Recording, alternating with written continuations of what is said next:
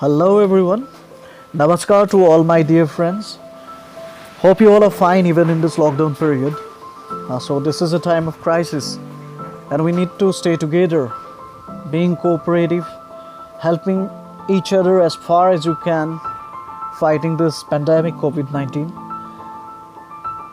Friends, first I would like to thank you all so very much for your consistent support, love and blessings towards me.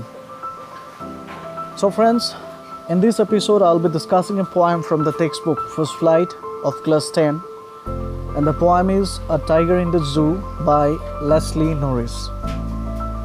So friends, please welcome to my channel PK's Dream Your Life. Thank you. Before going to the discussion of the poem, I would like to tell you certain things about the great poet Norris. So George Leslie Norris was born on 21st May 1921 and who died on 6th April 2006, was an eminent Welsh poet and short story writer. Now what is Wales? Wales is a part of England. Okay.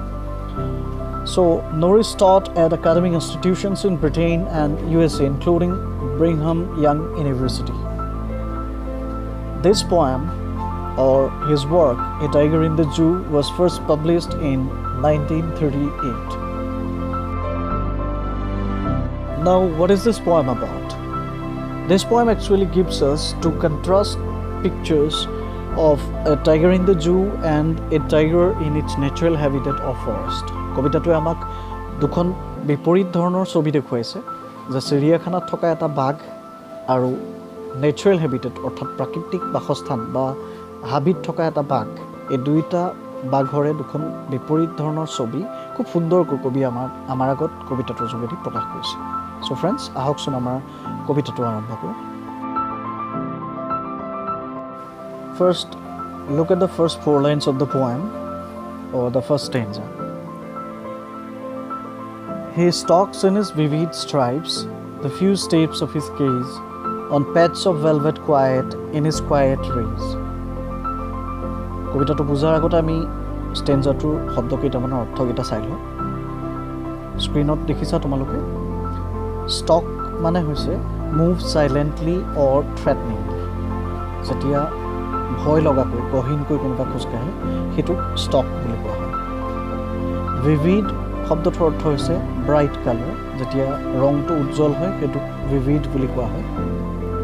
Stripe শব্দটোৰ অৰ্থ হৈছে coloured line, যেতিয়া পটিৰ নিচিনাকৈ এচটাকৈ এটা ৰং থাকে তেতিয়া সেইটোক ষ্ট্ৰাইপ বুলি কোৱা হয়। পেড শব্দটো অৰ্থটো তোমালোকে ছবিত দেখিবলৈ পাইছা যে জন্তুৰ এই কোমল যিখন তলুৱা, fleshy under part of an animal, সেইটোক কোৱা হয় পেড। কোৱাইট শব্দটোৰ অৰ্থ হৈছে শান্ত, সকলোৱে জানো, মেকিং নো নইজ। ৰেজ শব্দটোৰ অৰ্থ হৈছে খং বা ভায়লেণ্ট এংগাৰ, প্ৰচণ্ড খং, সেইটোক ৰেজ বুলি কোৱা হয়। এতিয়া কবিতাটোলৈ মন কৰা। He stalks in his vivid stripes the few steps of his cage. কবিতাটো আৰম্ভ হৈছে চিৰিয়াখানাত থকা বাঘটোৰ পৰা, আৰু কৈছে সি মানে এই চিৰিয়াখানাত থকা বাঘটোৰ কথা কৈছে যে হি ষ্টক্স, চিৰিয়াখানাত থকা বাঘটোৱে ষ্টক মানে গহীনকৈ খোজকাঢ়ে, ইন হিজ ভিভিড ষ্ট্ৰাইপছ, তাৰ সেই উজ্জ্বল ৰংটোৰে সৈতে, উজ্জ্বল আঁচবিলাকেৰে সৈতে। এই আঁচবিলাক বুলি যে কৈছে ইয়াত ছবিত তোমালোকে দেখিবলৈ পাইছা, ইয়াত কোৱা হৈছে ৰয়েল বেংগল টাইগাৰ, অৰ্থাৎ আমাৰ যিটো ঢেকীয়াপতীয়া বাঘ, সেই বাঘটোৰ ছবি এখন আমাৰ পিকচাৰটো তুলি ধৰিবলৈ চেষ্টা কৰিছে। গতিকে বাঘটোৰ গাত আঁচ থাকে তোমালোকে দেখিছা, সেই আঁচবিলাক ষ্ট্ৰাইপ বুলি কোৱা হৈছে। গতিকে he stalks in his vivid stripes, যে তাৰ সেই আঁচবিলাকেৰে সৈতে, উজ্জ্বল আঁচবিলাকেৰে সৈতে সি গহীনকৈ খোজকাঢ়ে। The few steps of his cage, যে কেজটো তাৰ সেই গঁৰালটোৰ ফিউ ষ্টেপছ, সেই কেইটামান খোজ, ঠিক আছে, গঁৰালটোৰ ভিতৰত থকা কেইটামান খোজ সি গহীনকৈ খোজকাঢ়ে। On pads of velvet quiet in his quiet rage, যে on pads of velvet quiet, আৰু খোজকাঢ়োঁতে সি কিহত খোজকাঢ়ে বুলি কৈছে যে তাৰ সেই ভৰিৰ যিকেইটা পেড, মানে ভৰিৰ তলুৱাখন কেনেকুৱা ভেলভেটৰ নিচিনা কোমল।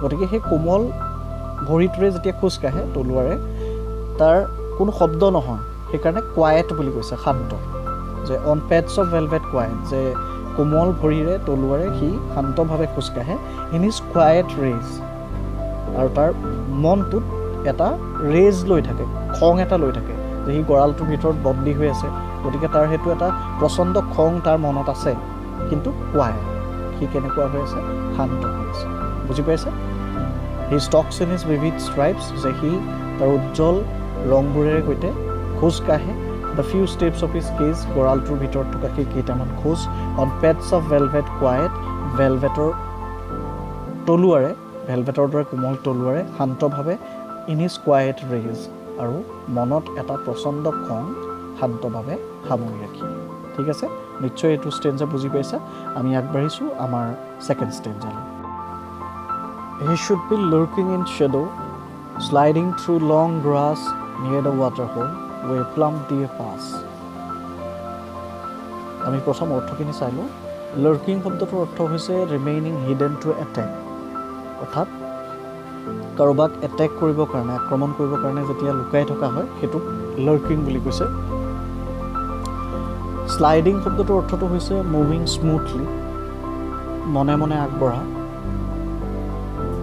বাঘ সিংহই কিবা এটা ধৰিবৰ কাৰণে মাটি চাপৰি পেলাই যে গৈ থাকে সেইটোক ইয়াত স্লাইডিং বুলি কোৱা হৈছে ৱাটাৰ হ'লটো হৈছে a surface containing water that is a source of drinking water for animals জীৱ জন্তুৱে পানী খাব পৰাকৈ পানী যে জমা হৈ থাকে হাবি বা নদীৰ ওচৰত সেই জমা হৈ থকা পানীখিনি ৱাটাৰ হোল বুলি কৈছে প্লাম শব্দটোৰ অৰ্থটো হৈছে ফেট বা ফ্লেশ্বি অৰ্থাৎ মঙহাল চৰ্বিযুক্ত বা মঙহাল সেইটো বুজাবৰ কাৰণে প্লাম শব্দটো ব্যৱহাৰ কৰিছে ইয়াত কবিতাটোত কৈছে প্লাম ডিয়েৰ মানে চৰ্বিযুক্ত হৰিণবিলাকৰ কথা কৈছে আৰু পাছ শব্দটো পাইছে পাছ শব্দটোৰ অৰ্থটো হৈছে ইয়াত বুজাইছে অহা যোৱা কৰা তাৰমানে ঠিক আছে এতিয়া আমি কবিতাটোলৈ আহিছোঁ যে he should be lurking in shadow sliding through long grass near the water hole where plump deer pass কবিতাটোত এতিয়া ছেকেণ্ড ষ্টেঞ্জাটোত জংঘলত থকা এটা বাঘৰ কথা বৰ্ণনা কৰা হৈছে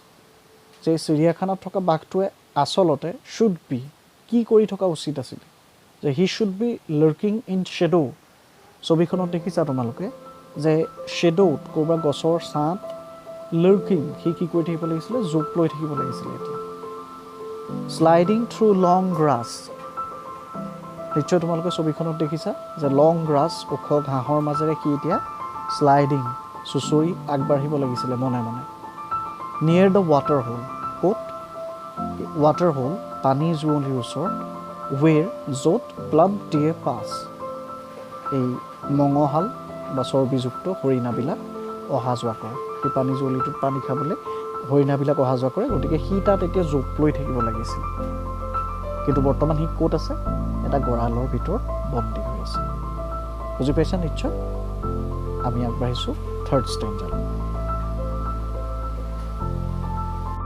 He should be snarling around houses at the jungle's edge, bearing his white fangs, his claws, terrorizing the village.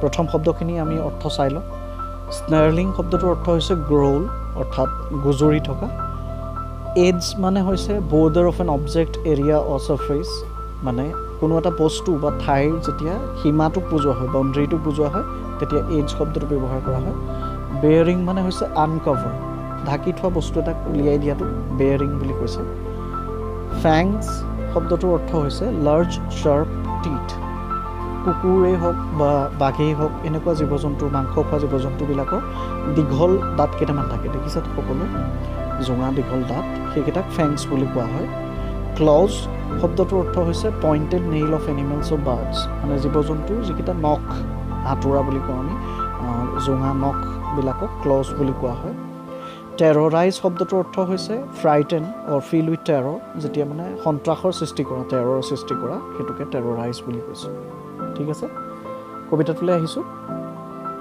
যে he should be snarling around houses মানে এই চিৰিয়াখানাত থকা বাঘটোৱে হি শুড বি যে সি কি কৰি থকা উচিত আছিলে স্নেৰলিং গুজৰি থাকিব লাগিছিলে ক'ত এৰাউণ্ড হাউচেছ এৰাউণ্ড মানে চাৰিওফালে হাউচেছ মানে ঘৰবিলাকৰ চাৰিওফালে সি গুজৰি থাকিব লাগিছিলে কোনবিলাক ঘৰ এট দ্য জংগলছ এডজ যিবিলাক জংগল বা হাবিখনৰ এজ মূৰত আছে, সীমাত আছে। সাধাৰণতে হাবিৰ সীমাত থকা মানে ঘৰবিলাকৰ ওচৰে পাঁজৰে বাঘে অশান্তি কৰে, গুজৰে কেতিয়াবা মানুহক ভয় খুৱায়, সেইটো কথা কৈছে যে he should be snarling around houses at the jungle's edge, যে সি এতিয়া মানে হাবিৰ সীমাত থকা ঘৰবিলাকৰ চাৰিওফালে গুজৰি থাকিব লাগিছিল। Baring his white fangs his claws, যে তাৰ সেই হোৱাইট ফেংছ দীঘল দাঁতকেইটা নিকটাই, বেয়াৰিং মানে ইয়াত নিকটাই বুলি বুজাইছে, মানে উলিয়াই পেলাই, যে সেই দাঁতকেইটা উলিয়াই, হিজ ক্লজ তাৰ সেই নখবোৰ উলিয়াই সি টেৰৰাইজিং দ্য ভিলেজ, কি কৰি থাকিব লাগিছিলে এতিয়া ভিলেজখন, সেই হাবিৰ ওচৰৰ গাঁওখন টেৰৰাইজ কৰি থাকিব লাগিছিলে, সন্ত্ৰাসৰ সৃষ্টি কৰি থাকিব লাগিছিলে, ভয় খুৱাব লাগিছিলে তাত মানুহখিনি, যিটো বাঘৰ স্বভাৱ। ঠিক আছে, গতিকে কিন্তু তাক এতিয়া আকৌ এটা চিৰিয়াখানাৰ গঁৰালত বন্দী কৰি ৰখা হৈছে। ধন্যবাদ, বুজি পাইছা নিশ্চয় তোমালোকে। আমি আগবাঢ়িছোঁ আমাৰ নেক্সট ষ্টেঞ্জালৈ। But he is locked in a concrete cell, his strength behind bars, stalking the length of his cage, ignoring visitors. আমি প্ৰথম অৰ্থ কেইটামান চাই লওঁ। যে কংক্ৰিট শব্দটোৰ অৰ্থটো হৈছে যেতিয়া চিমেণ্ট ইটাৰে বনোৱা পকা কিবা বস্তু হয়, সেইটো কংক্ৰিট বুলি কোৱা হয়, made of cement of brick etcetera. Second ৱৰ্ডটো আমি চাইছোঁ চেল, মানে হৈছে কেজ, ইয়াত বুজাইছে গঁৰাল। নম্বৰ 3 ৱৰ্ডটো আমি চাইছোঁ যে বিহাইণ্ড বাৰ্ছ বুলি যিটো কৈছে, তাৰ অৰ্থটো হৈছে যে ইনচাইড এ কেজ, মানে কোনোবা গঁৰালৰ ভিতৰত বা মানে প্ৰিজন জেলৰ ভিতৰত সোমাই থকাটোক বিহাইণ্ড বাৰ্ছ বুলি কৈছে। ইগন'ৰ কৰা মানে আমি সকলোৱে জানো কাৰোবাক নেগলেক্ট কৰা, ডিছৰিগাৰ্ড ইণ্টেনশ্যনেলি, যেতিয়া ইণ্টেনশ্যনেলি আমি ইচ্ছাকৃতভাৱে কাৰোবাক মানে ডিছৰিগাৰ্ড কৰিছোঁ, অসন্মান কৰিছোঁ বা গুৰুত্ব দিয়া নাই, তাৰমানে সেইটোকে ইগন'ৰ কৰা বুলি কৈছোঁ। ঠিক আছে, আমি আহিছোঁ আমাৰ কবিতাটোলৈ। যে but he is locked in a concrete cell, যে আগৰ ষ্টেঞ্জাৰকেইটাত আমাক কৈছিলে যে সি কি কৰি থকা উচিত আছিলে, কেনেকৈ জোপ লৈ থাকিব লাগিছিলে, কেনেকৈ মানে মানুহবোৰক ভয় খুৱাব লাগিছিলে, সেইবোৰ সি কৰি থাকিব লাগিছিলে। বাট কিন্তু হি ইজ লকড, যে তাক এতিয়া কি কৰা হৈছে, বন্দী কৰি থোৱা হৈছে, বন্ধ কৰি থোৱা হৈছে, ইন এ কংক্ৰিট চেল, এটা পকা গঁৰালৰ ভিতৰত। বুজি পাইছা? হিজ ষ্ট্ৰেংথ বিহাইণ্ড বাৰ্ছ, যে তাৰ বাঘৰ যিটো ষ্ট্ৰেংথ, আমি জানো কিমান ষ্ট্ৰেংথ, কিমান শক্তিশালী হয় বাঘটো, যে হিজ ষ্ট্ৰেংথ, তাৰ সেই গাঁও এখনক ভয় খুৱাব পৰা ষ্ট্ৰেংথটোক বিহাইণ্ড বাৰ্ছ, এটা গঁৰালৰ ভিতৰত, জেইল এখনৰ ভিতৰত বন্দী কৰি থোৱা হৈছে। বুজি পাইছা? Stalking the length of his cage, এতিয়া বাঘটোৱে কি কৰিছে, stalking the length of his cage, যে সেই লেংথ অফ হিজ কেজ, তাৰ গঁৰালটোৰ যিটো দৈৰ্ঘ্য, গঁৰালটো যিমান ডাঙৰ, সিমানকণ জেগাত ষ্টকিং, এই গহীনকৈ খোজকাঢ়ি পৰিছে, ইগনৰিং ভিজিটাৰ্ছ, আৰু যিসকল তাক চাবলৈ অহা ভিজিটৰ আছে, পৰ্যটক আছে বা দৰ্শক আছে, সেইবিলাকক ইগন'ৰ কৰিছে, সি কোনো গুৰুত্ব দিয়া নাই। ঠিক আছে, নিশ্চয় এইটো বুজি পাইছে। আমি আগবাঢ়িছোঁ আমাৰ last ষ্টেঞ্জাৰটো। He hears the last voice at night, the patrolling cars, and stares with his brilliant eyes at the brilliant stars. আমি প্ৰথম কেইটামান অৰ্থ চাই লওঁ। পেট্ৰলিং কাৰ শব্দটোৰ অৰ্থটো হৈছে যে পেট্ৰলিং ডিউটিত যিবোৰ গাড়ী থাকে, অৰ্থাৎ আমি জানো যে পুলিচে ৰানিং ডিউটিত থাকে, কেতিয়াবা ৰাস্তাত চেকিং কৰি ঘূৰি ফুৰে, সেই গাড়ীবিলাককে পেট্ৰলিং বুলি কোৱা হয়। তেনেকৈ চিৰিয়াখানাখন ভালে আছে নে নাই চাবৰ কাৰণে এখন গাড়ী ঘূৰি ফুৰে, যিখনক তাৰ পেট্ৰলিং কাৰ বুলি কোৱা হৈছে। ঠিক আছে, ষ্টেয়াৰ শব্দটোৰ অৰ্থ হৈছে ফিক্সড লুক, অৰ্থাৎ লাগি চাই থকাটোক ষ্টেয়াৰ বুলি কোৱা হয়। ব্ৰিলিয়েণ্ট শব্দটোৱে বুজাইছে ব্ৰাইট, উজ্জ্বল। ঠিক আছে, আমি কবিতাটোলৈ আহিছোঁ। যে he hears the last voice at night, যে সেই বাঘটোৱে, এতিয়া চিৰিয়াখানাত বন্দী হৈ থকা বাঘটোৱে hears the last voice at night, যে নাইটত, ৰাতি, লাষ্ট ভইচ, যিটো শেষৰ শব্দ শুনিবলৈ পায়, শুনিবলৈ পায়, কি শুনিবলৈ পায়, দ্য পেট্ৰলিং কাৰ্ছ, সেই পেট্ৰলিং ডিউটিত থকা গাড়ীবোৰৰ শব্দবোৰ শুনিবলৈ পায়। সি হাবিত থকা হ'লে বেলেগ জীৱ জন্তুৰ মাত শুনিলেহেঁতেন, অন্য শব্দ শুনিলেহেঁতেন, ইয়াত সি ৰাতি শুনিবলৈ পোৱা শেষৰ শব্দটো হৈছে পেট্ৰলিং কাৰৰ শব্দ। ঠিক আছে, and stares with his brilliant আইজ, আৰু বাঘটোৱে এতিয়া কি কৰে, ষ্টেয়াৰ্ছ, লাগি চাই থাকে ৰাতি, উইথ হিজ ব্ৰিলিয়েণ্ট আইজ, তাৰ সেই ব্ৰিলিয়েণ্ট আইজ, উজ্জ্বল চকুকেইটাৰে লাগি চাই থাকে, এট দ্য ব্ৰিলিয়েণ্ট ষ্টাৰ্ছ, ক'লৈ চাই থাকে, উজ্জ্বল তৰাবিলাকলৈ, আকাশৰ উজ্জ্বল তৰাবিলাকলৈ। ঠিক আছে, চ' আমি লাষ্টৰ বাক্য দুটাত, লাইন দুটাত যিটো অৰ্থ পাইছোঁ যে উজ্জ্বল চকুকেইটাৰে উজ্জ্বল তৰাকেইটালৈ চাই থাকে, তাত কি একচুৱেলি বুজোৱা হৈছে আমি এটা কথা অনুমান কৰি ল'ব পাৰোঁ, ধৰি ল'ব পাৰোঁ যে আকাশত যিহেতু তৰাবোৰ মুকলি হৈ আছে, গতিকে সি হয়তো সেই তৰাখিনিক উজ্জ্বল দেখিছে মুকলি হৈ থকাৰ কাৰণে, আৰু তাৰো নিজৰ সেই আকাশৰ তৰাবিলাকৰ নিচিনাকৈ এটা মুক্ত জীৱনৰ সপোন দেখিবলৈ মন যায়। সেই আকাশৰ তৰাবিলাকলৈ চাই সি সেই সপোনটো দেখি থকাৰ কাৰণে তাৰ হয়তো চকুকেইটা উজ্জ্বল দেখা গৈছে। মুকলি তৰাবোৰো উজ্জ্বল, ব্ৰাইট, ব্ৰিলিয়েণ্ট, আৰু তাৰ মুকলি হ'বলৈ মন গৈ থকা সেই সপোনটো চকুযোৰত উজ্জ্বল হৈ জিলিকি থাকে। চ' ডেট ইজ ইট। আশা কৰিছোঁ সকলোৱে বুজি পাইছা, আৰু যদি কিবা সুধিবলগীয়া থাকে নিশ্চয় কমেণ্টৰ জৰিয়তে তোমালোকে ডিছকাছ কৰিবলৈ চেষ্টা কৰিবা। Thank you all for listening, আৰু ইমানতেই আমাৰ এই আলোচনাটো এই tiger in the zoo Leslie নৰিছৰ আমি শেষ কৰিছোঁ।